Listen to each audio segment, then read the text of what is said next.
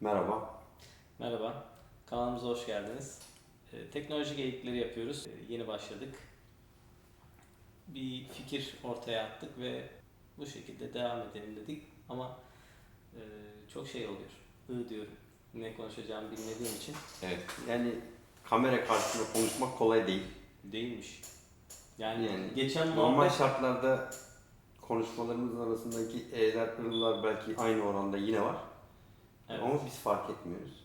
Şimdi burada ellerini nereye koysan, yumruklarını nereye nereye koysan, koysam. nerede olacak, olacak mı, olmayacak mı, nasıl keseceğiz, bunları makaslamak nasıl olacak falan falan bir sürü. Kesinlikle. Yani geçen yaptığımız toplantı değil aslında, muhabbette, geyikte gayet rahattık, 4 kişiydik. Kayda bastık, ne olursa olsun şeklinde gırgır muhabbet devam ettik. Ondan sonra edit kısmına geldiğim zaman gördüm ki aslında çok fazla kullanmışız. Herkes birbiri üzerine konuşmuş, konuşmalar üst üste girmiş. Yani çok heyecanlı bir konuşma geçti. Herkes bir fikir ortaya attı. O fikri tetikledi. Bu şekilde bir baktık, 1,5 saat geçmiş. Sonra edit kısmına geldiğim zaman gerçekten çok zorlandım. Çünkü hangi kısmı keseyim, hangi kısmı koyacağımı tam olarak bilemedim. Onun için şimdi aslında birinci video olarak bunu çekiyoruz ama asıl birinci video denememiz geçtiğimiz günlerde yaptığımız videoydu. Bu şekilde bir başlangıç yapayım. Evet, ilk videoda yayınlasaydık bu fikrin nereden doğduğunu falan anlatmıştık. Nereden doğdu? Biz aynı iş yerinde çalışan arkadaşlar olarak bir araya geldiğimizde boş vakitlerimizde, aralarda, molalarda hep teknolojiden bahsediyoruz. Teknoloji ile ilgili neler olur, neler olmuş, şurada şu çıkmış, burada bu çıkmışları hep konuşuyoruz ama ertesi gün gene konuşuyoruz. Bir düzeni yok, bir şey yok ama muhabbetimiz aslında teknoloji üzerine. Fikir çıktı. Dedik ki biz bunları bir kayıt altına alsak da bizimle beraber birileri de dinlese, bir kanal açsak olur mu? Olur. Bunun üzerinden yürüyelim dedik. Ondan sonra ana kanaldaki konuşmacılar Cihan Bey ile ben olacağım.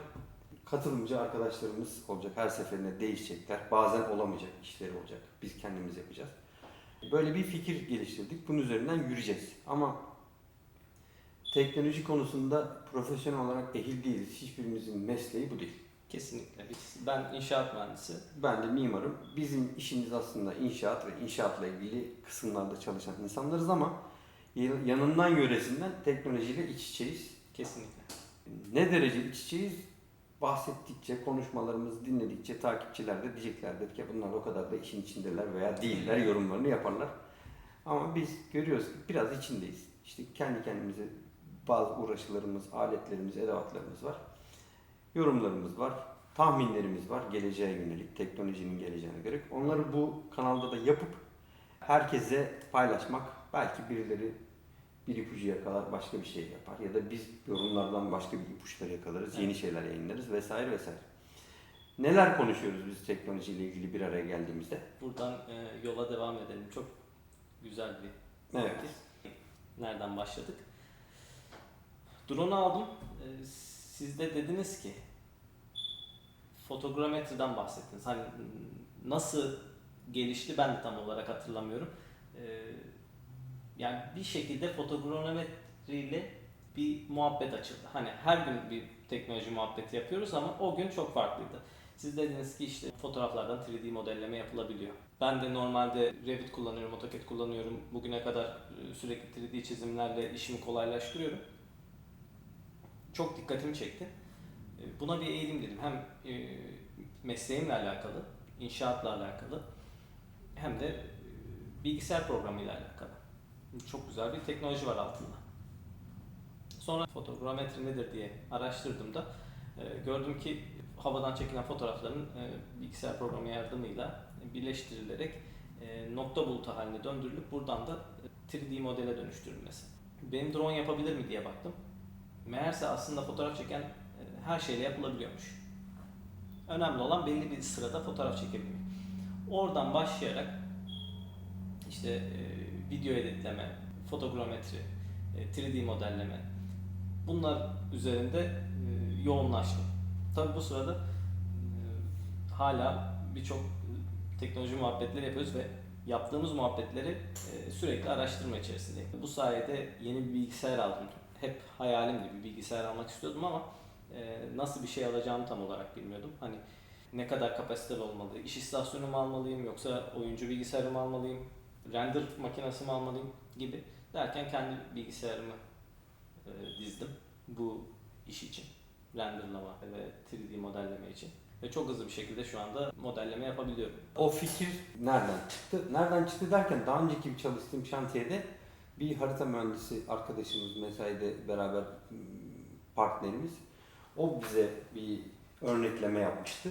O bir drone aracılığıyla bizim şantiyemizin her aşamasında işte periyodik olarak uçuşlar yapıp bu uçuşları şantiyedeki belirli koordinatları, belirli noktalar üzerinden okumalar, işaretlemeler yaptıktan sonra modele çevirdiğini görmüştüm. Bana da göstermişti. Hatta bunun renderını yapan program değil de ön izlemesini yapan bir programı benim bilgisayarıma da yüklemiş. Modelleri ben de takip ediyordum yani. Bundan haberdardım. Zaten meslek açısından da ben de modelleme yapıyorum. Tüketilir Max'te.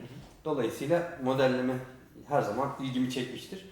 O sayede haberdardım. İşte ondan bahsettim. Onun üzerine açıldı bu muhabbet. Aynen. Bizim şantiyenin de modellemesini falan yaptık ama sen tabii bir tık daha öteye götürdün. Orada biz koordinat işaretlemeleri yapıyorduk. Sen fotoğraflardan eşleştirerek, bütün fotoğrafları birbirinin üzerine örtüştürerek artık hiçbir koordinat bilgisi gereksinmeksizin modeller oluşturmaya başladın. O iyi bir şey. Bu artık bütün dünyada da kullanılan bir şey. Yani Google'da kullanıyor. İşte onu rakip olarak Yandex de kullanıyor.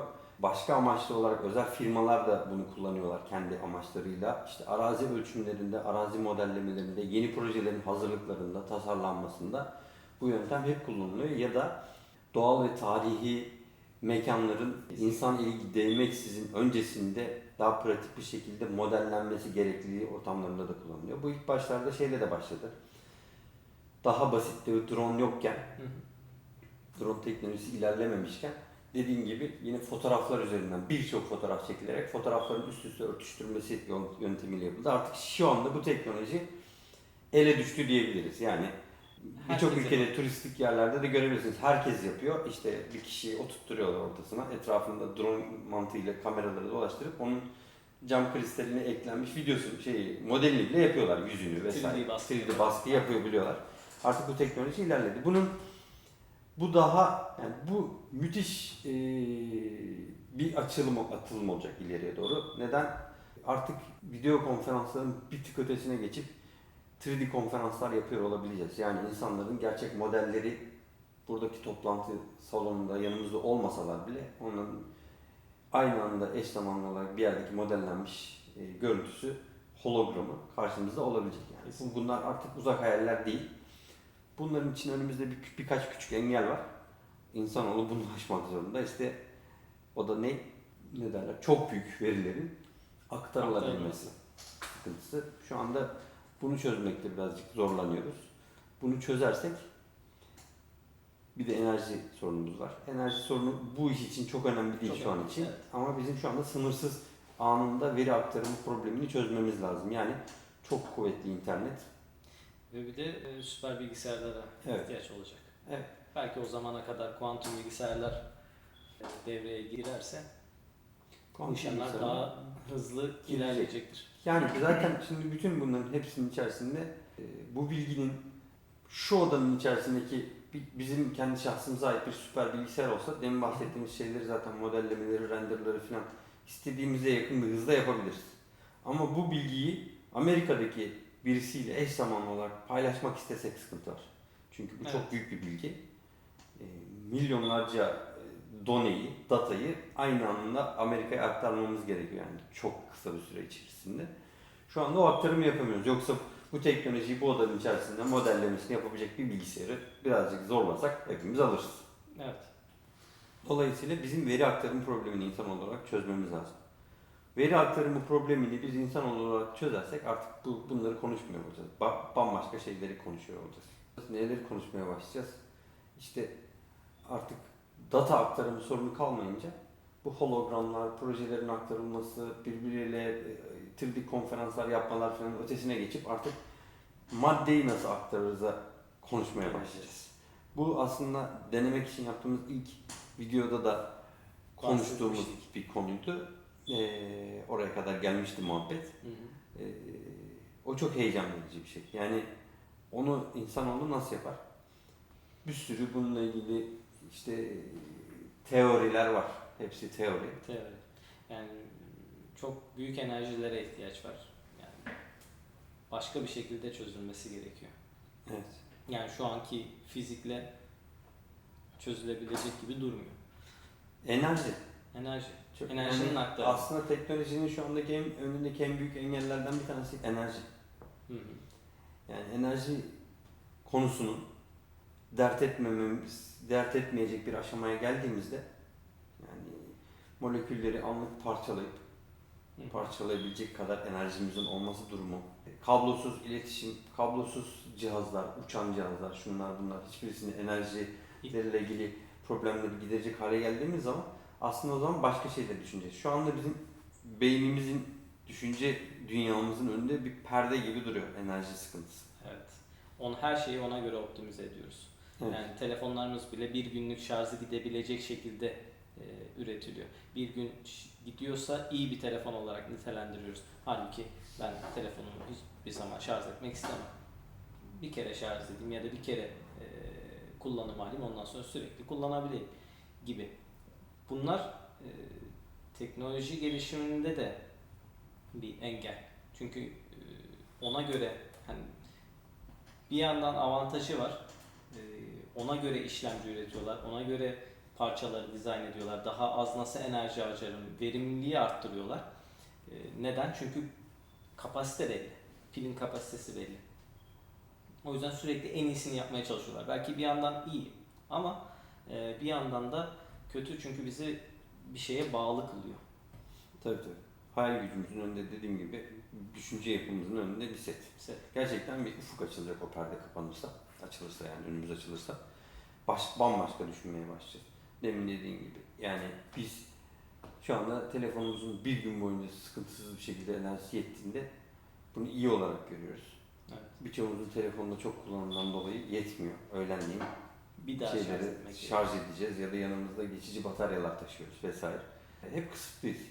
Ama telefonun şarj problemi olmadığı zaman belki daha çok şey kaydedeceğiz etrafta.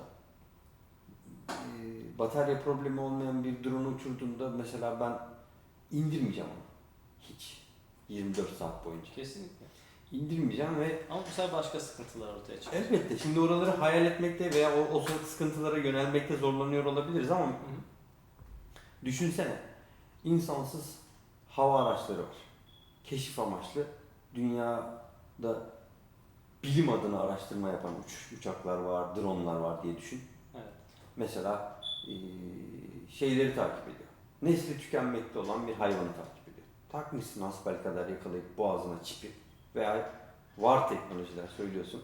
İşte yüz tanıma veya DNA tanıma atıyorum belki. O cihazı, o hayvanın işte beyaz kar leoparı. Türkiye'de bir kere görüntülenmiş diyelim. Yakaladılar bir keresinde, tanımladılar, aleti de saldılar abi yukarıya. Sürekli onun hayatı. Hayvanın bütün hayatı yani teknoloji, ya bilimin önünde nasıl bir perdeler, kapılar açılacak düşünebiliyor musun? Yani hiçbir şekilde daha bir kere görüntüleyebildiğin hayvanın bütün hayatı senin önünde olacak. Belgeselciler için. Belgeselciler için, bilim adamları için öyle bir şey olacak ki. Yani bu mesela hava tahmin raporları yapılıyor. Hava tahmin raporlarında tamam şimdi artık çok yakın, çok yaklaşık sonuçlar alınabiliyor ama daha yaklaşık sonuçlar alınacak. Düşün, minyatür şöyle ceviz kadar dronlar olduğunu düşün. Her biri sensör. Her biri sensör. Saldın abi 5 milyon tane. Enerji sorunu yok. Bir yıl boyunca uçabilirler. Bütün hava akımlarını, rüzgar, Evet. nem, yağmur, kar, soğuk, sıcak her şeyi ölçüyor. Senin elindeki donaya bakar mısın? Yani Afrika'nın homojen olarak üzerine bir drone bulutu yaptın. Bir bilimsel araştırma için. Bir ay boyunca uçtu. Yani her 100 kilometrelik veya 50 kilometrelik alanda bir tane drone koydu. İşte burada yeni bir sıkıntı meydana çıkıyor. Veri kapasitesi veya iletişim Evet, yani işte demin o demin sınırsız, konuştuğumuz internet. Yani sınırsız. her şey birbirine bağlı. Evet. Beraberinde bir sürü sorunlar gelir. Şimdi yepyeni bir boyuta geçiyorsun. Başka türlü sorunlarla karşılaşacağımız o zaman aşikar ama şimdi biz dünyanın sırlarının ve evrenin sırlarının diyelim kaçta kaçını biliyoruzdur. Yani sırların cevapları olarak. Daha başındayızdır. Yani yüzle ifade etmez. Milyarda birini bile bilmiyoruzdur. Bu rakamın bir anda böyle Hızlandı. çok hızlı bir şekilde yükseldiğini düşün. Yani evrenle ilgili. Yani enerji sorunu olmayan bir drone kütlesinde lokasyonları, gök taşlarını, şunları bunları bildiğim bir uzayda 10 tanesini göndermen sıkıntı değil yani. Kesinlikle. Gönderip bir gezegenin sürekli gözlemlendiğini düşün. Yani maliyeti ucuzlaştırılmış, enerji problemim olmadığı için bilgi aktarımı problemini çözmüşsün. Sana sürekli data gönderen bir sürü ajanın var. Uzayda, dünyada, ayda, Mars'ta sana gönderiyorlar. Evrenle ilgili bir sürü sır bir anda çözülmeye başlar. İner, havada gittiği gibi karada da giden küçük küçük robotlar yaparsın. Mars yüzeyinde şimdi bir tane neyi gönderdik? Merak. Var. İsmi Merak Türkçesi. Öyle bir iki tane, bir tanesi başarısız oldu, bir tane daha indirdiler falan.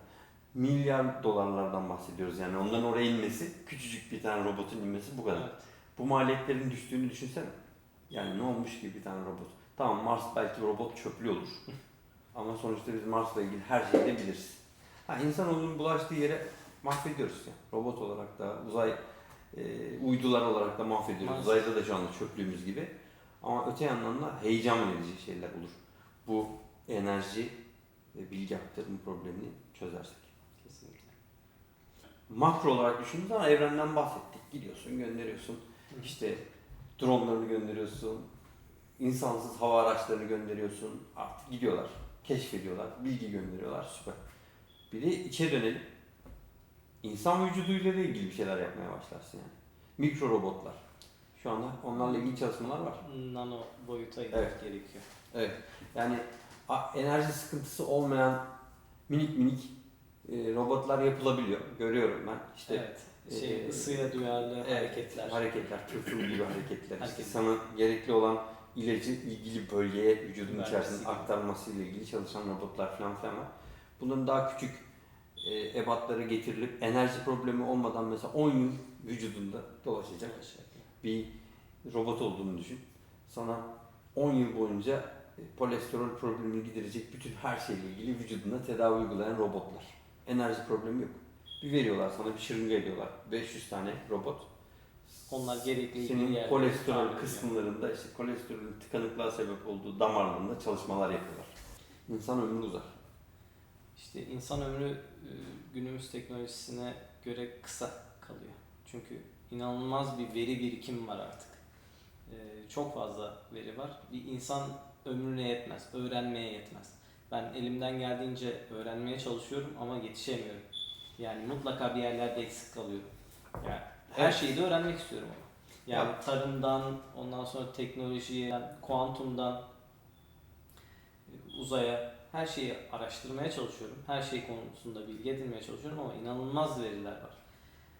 Bu işin içinden çıkılmıyor belli bir süre Bu sonra. işin içinden çıkılmıyor. Çok özür dilerim. Pardon. Bu işin içinden çıkılmıyor. Bizim bulmamız gereken bir yol da bu. Yani bir soru çözmemiz gereken bir sorun da bu. Devam et abi, ondan sonra ben ekleyeceğim. Bu işin içinden çıkılmıyor dedim. Bu kadar çok veriye nazaran bizim ömrümüz gerçekten çok kısa. Nasıl ya insanlar belli şeylerden feragat edecek, tek bir kanala yönelecek mesela. Diyelim kuantumla ilgileniyorum, sadece kuantumla ilgileneceğim. Diğer her şeyi görmezden geleceğim. Ama olmuyor. Her şey birbiriyle bağlı bir şekilde. Çünkü nasıl diyeyim? Örneğin CERN'de yapılan devasa mıknatısı insanlar MR olarak hayata geçiriyor mesela. Yani birbirleriyle tıpla hiç alakası olmayan bir şey belki ama tıpta kullanılabileceğini keşfediyorlar. İnsan vücudunu taramasında gibi. Nasıl Bence olacak? insanoğlunun, az evvel onu demeye çalıştım. İnsanoğlunun şu ana kadar sürekli keşiflerde bulunuyor. Yeni şeyler öğreniyor. Bazı şeyler ispatlı, bazıları hala teori pratiğe geçirilmemiş şekilde falan. Ve sonsuz konu var. Evet. Sonsuz konu var. İnsan hayatı kısa diyorsun bunun için. Bence de kısa. Ama şöyle bir şey yapmak lazım. Yani her seferinde her insan aynı bilim dalı ile ilgili aynı şeyleri öğrenmeyle uğraşmamasının bir yolunu bulması lazım insanoğlunun. Şunu demek istiyorum. Öğrenilmiş, test edilmiş, artık teoriden uzak, kesinleşmiş bilgiler varsa insanoğlunun bulduğu, bunları yeni nesillere öğretmek gerektiğinde ilk keşfedildiğindeki kadar neredeyse zaman harcıyoruz hala. Evet, kesinlikle. Bunu Amerika'yı harcamamanın, baştan keşfetmek aynen, değil. bunu harcamamanın bir insanoğlu bir yolunu bulması lazım. Yani hayalim bu. Düşünsene. Wright kardeşler uçağı yaptılar. Uçak yaparken yaşadıkları tüm sorunlar nedir? İşte hava akımlarını hesapladılar, işte o motorla ne kadar ivmelenmeleri gerektiğini, ne kadar bir düzlük, açıklık olması gerektiğini, nasıl bir motor gücü, levyeyi çekeceksin, kaldıracaksın, flaplar bilmem ne açılacak, tekerlek, sürtünme, her şeyi hesaplamaya çalıştılar. Bütün bu sorunlarla uğraştılar. Ciddi bir emek harcadılar. Sonra da başardılar, uçağı yaptılar ki keşfettiler. Sonra uçak üreticileri bu ivmelendi, uğraştılar, bunun üzerine koydular ama her biri oradan başladı. Yine aynı bilgileri öğrendiler. Sonra üzerine koydular. Bugünkü uçak teknolojisine gelindi. Ama bugünkü uçak teknolojisine yeni başlayan bir uçak mühendisi eğer okulda başlıyorsa yine oradan başlıyor öğrenmeye. Sıfırdan başlıyor. Bütün her şeyini öğreniyor. Son noktasına kadar öğreniyor. Düşünsene uçak teknolojisi bugünkünün 50 yıl daha sonrasında nerelere gelecek? O zamanki uçak mühendisleri veya işte uçakla ilgili, bu işle ilgilenenler yine Wright kardeşlerden başlayarak bu bilgileri hepsini öğrenmeye çalışacak. Bence insanoğlunun çözmesi gereken şey şu. Gelinmiş bilgileri hap şekline getirip oraya da çok zaman harcatmadan geleceğe bakabilmenin bir yolunu bulması lazım. Bir yolunu bulması lazım. Bunun için ben şeyden bahsetmiyorum yani. Daha güzel bir eğitim sisteminden falan bahsetmiyorum. Ben daha da teknolojik, daha bilim kurgu bir şeyden bahsediyorum. Yani beyine bir çip takmaktan falan bahsediyorum. Yani verileri evet. Yani bu adam doğdu, 18 yaşına geldi.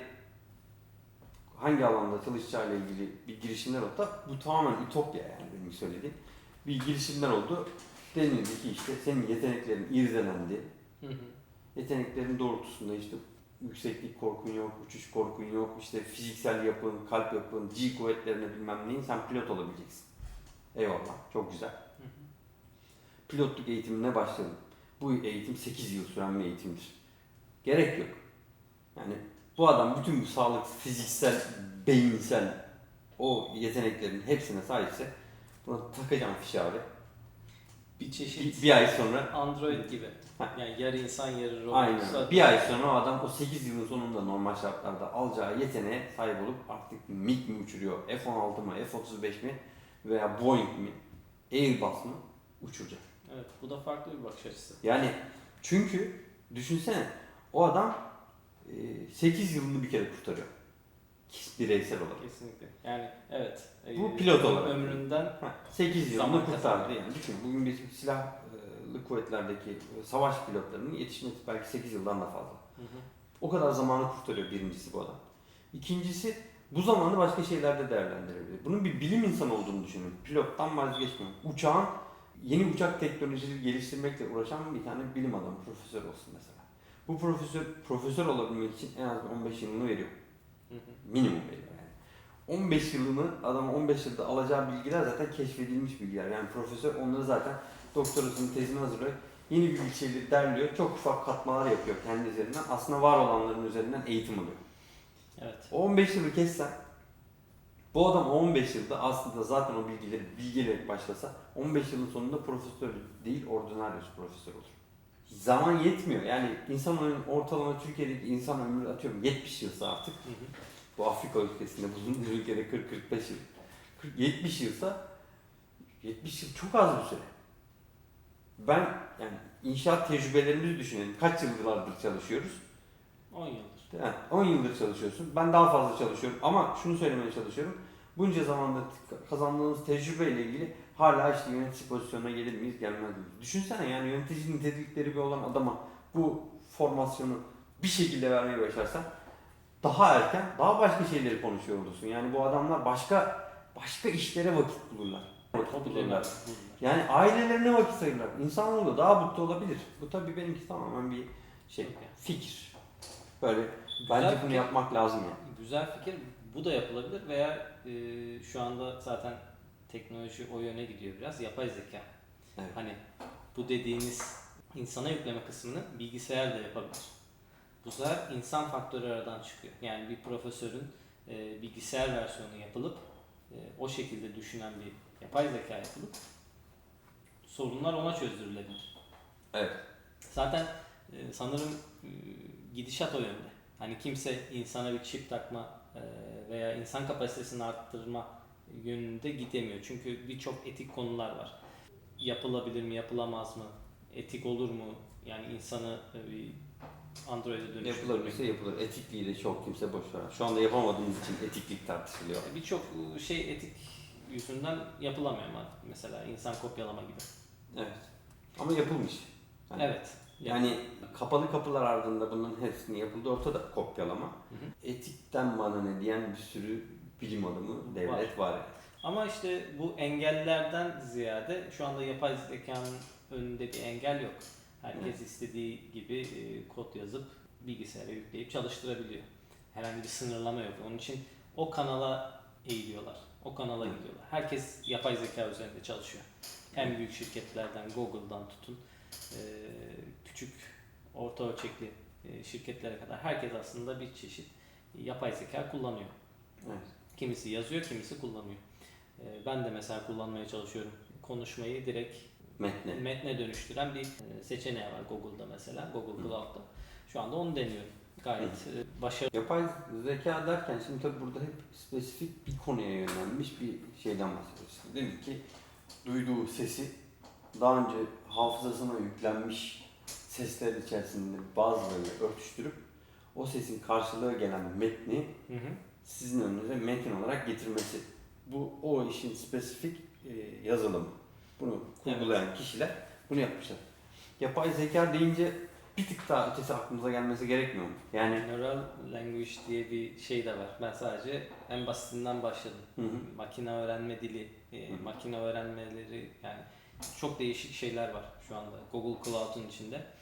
Yani çok fazla bilgi var. Yani hangi birine yetişeceğim? Şu anda ben sadece konuşmayı metne çeviren kısmı öğrenmeye çalışıyorum. Niye? Biz dünyaya açılmak istiyoruz. Herkes bizi dinlesin. Bu şekilde yayılalım şeklinde. evet. Onun için oradan bir giriş yaptım. Ama gördüm ki dil öğrenme, işte dilleri birbirine çevirme, sonra makine öğrenimi gibi değişik konular var. Hani bunların tam olarak ne olduğunu bilmiyorum ben de. Ama bir video izledim. Videolar bunun için çok önemli. Her şeyi size öğretebiliyor. Mario oyununu oynamışsınızdır Atari'de mutlaka. Adam makine öğrenimiyle Mario oyununu oynatmaya başlıyor. Ona göre bir kod yazıyor. Artık nasıl bir şey bilmiyorum. Her seferinde öldüğü zamanki durumu algılıyor. O game over olduğundaki andaki yapmaması gereken şeyi hafızaya alıyor. Sonra tekrar deniyor. Gidiyor, o öldüğü yerden bir öncesinde zıplama yapıyor. Bakıyor orada da ölüyor. Ondan sonra eğilmesi lazım. Aynen. En sonunda kazanma yöntemini buldum diyor ve bir oynuyor. Yani kesinlikle sonuna kadar hiç hata yapmadan. Şeyi buluyor, öğreniyor. İşte bu oynamayı öğreniyor. Bu zeka. Bu yapay zeka işte. İnsanoğlu da öyle. Biz de öyle. Aynen. Oynarken nasıl hatayı aynısını yapıyoruz. Biz de aynısını yapıyoruz. O da yapıyor. İşte bahsettiğim yapay zeka bu. Bunun üzerine gidiyor insanoğlu. Gittiği zaman da işte görüyoruz biz artık. Yani o zaman insan faktörü biraz hayatın içinden çıkmaya başlayacak. Yapay zeka daha çok girecek, biz daha çok çıkacağız. Şimdi bunu yorumlayanlar şöyle der. Ne güzel işte insan faktörü üretimin içerisinden falan çekilecek. Biz sadece ürettireceğiz makinelere. Onların ürettiklerini tüketeceğiz. Kendimize, ailemize bilmem ne daha çok vakit ayıracağız falan. Evet bu bir nebze doğru belki ama yapay zekanın hayal edilebilir sınırları bununla sınırlı değil ki. Yani yapay zeka zaman içerisinde düşün. Şimdi bir tane robot düşünelim. İnsanlar her zaman fazlasını ister. Robotlar da istemeyeceğinin garantisi yok.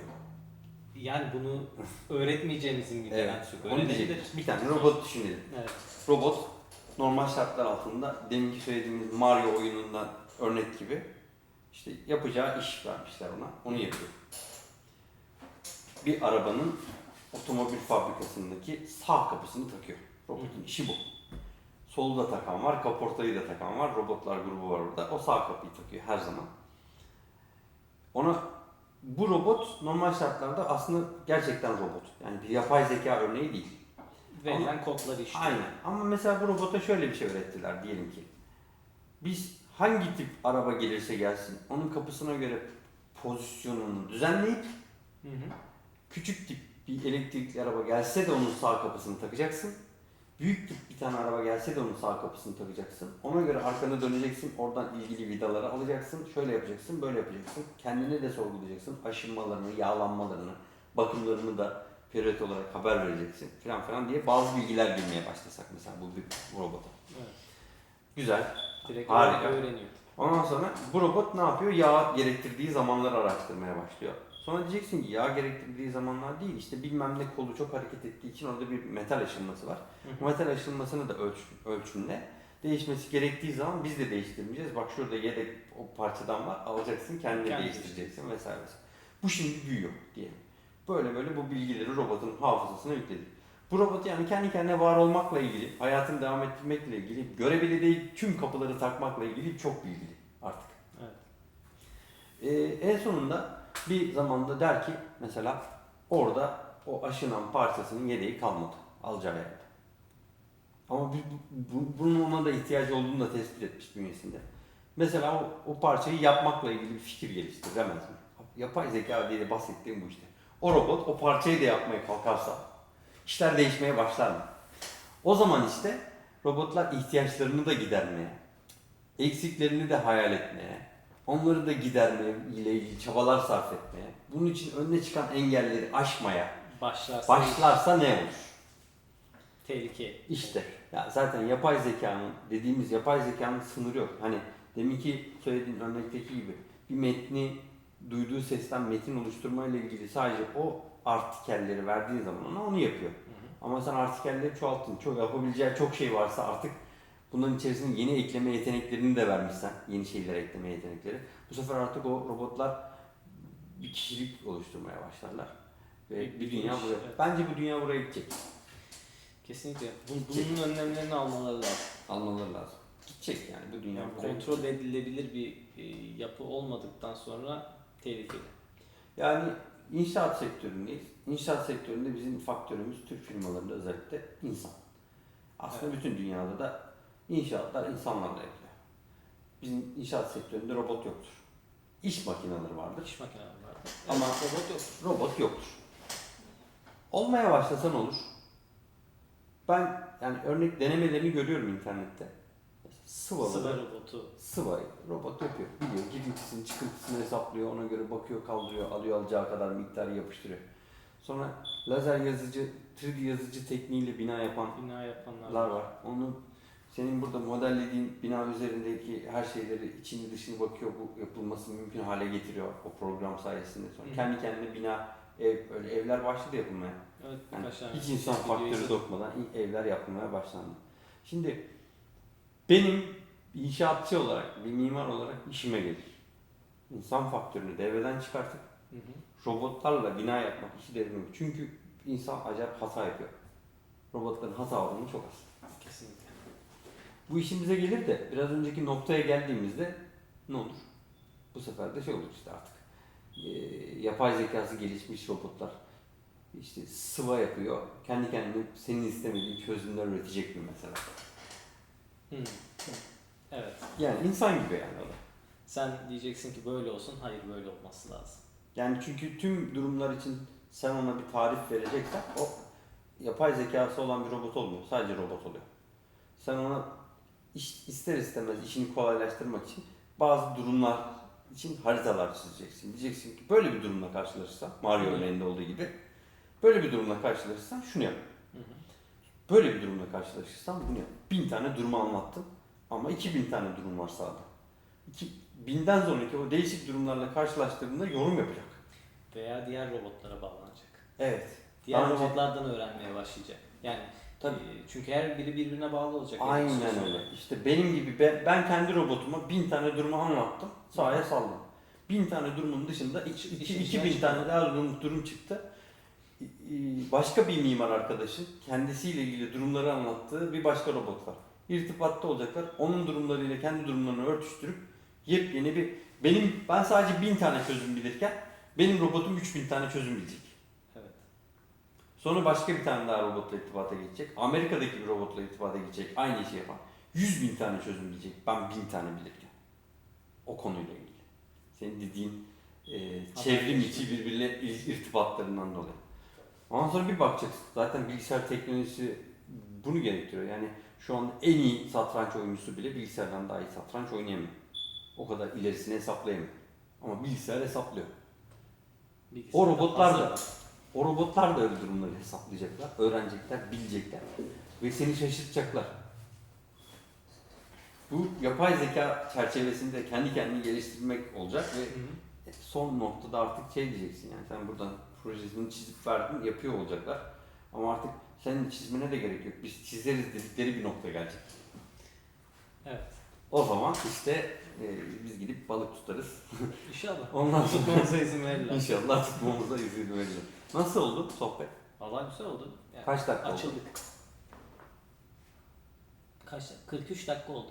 Tamam. Bu 43 dakika. Şimdi o zaman tekrar kameralara dönelim abi. 43 Kameralara- dakikadır çekim Kutunun yapıyoruz. şurası beni gıcık etti. Görünüyor muymuş? Neyse. Siz de biraz şöyle hafiften böyle kaydınız ama bazen geriye gidiyorsunuz, görünmüyorsunuz. Ha. Çekimi yaptık.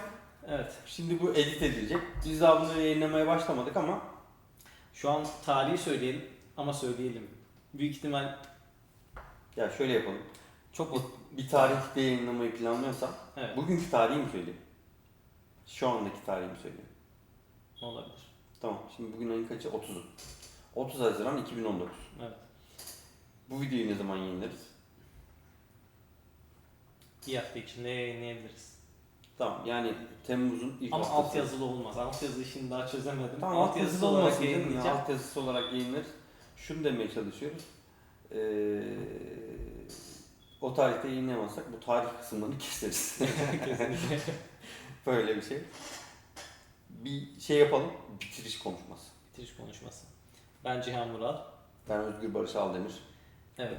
Böyle ne teknoloji- söyleyeceğimizi de bilmemiz lazım. Evet, yani böyle önümüzde kağıtlar olması gerekiyor. Teknoloji geyikleri yaptığımız bu kanal İnşallah uzun soluklu olur. Başka arkadaşlar da katılır. Güzel şeyler olur. Birilerine fikirler verir.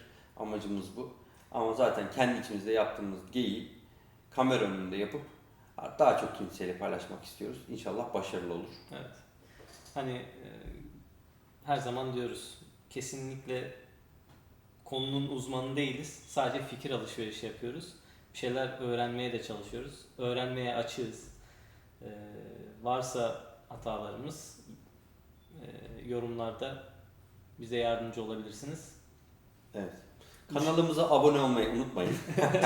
Kesinlikle. Öyle de söyleyelim. Beğendiğinizde beğeni düğmesine de tuşuna da ne deniyor ona? Basarsanız Tıklamanızı tıklarsanız. rica ediyoruz. Artı şu da var. İleriki aşamalarda neler üzerinde konuşmamız isteniyorsa bazı yorumlarda bunlardan da bahsedebiliriz. Bahsedebiliriz, Araştırma yapıp üzerine yeni tartışmalar, konuşmalar yapabiliriz. Belki de yani bilmiyorum çevremizde bulabilirsek konuyla ilgili bilgili Hı hı. kişileri de yanımıza alıp onlarla da sohbet etmeye edelim. çalışabiliriz diye düşünüyoruz. Tabii bunların hepsi hayal. İnşallah ileride bunları gerçekleştirebiliriz. Gerçekleştiririz inşallah. O zaman şimdilik bu kadar. Hoşçakalın. Görüşmek üzere. Hoşçakalın.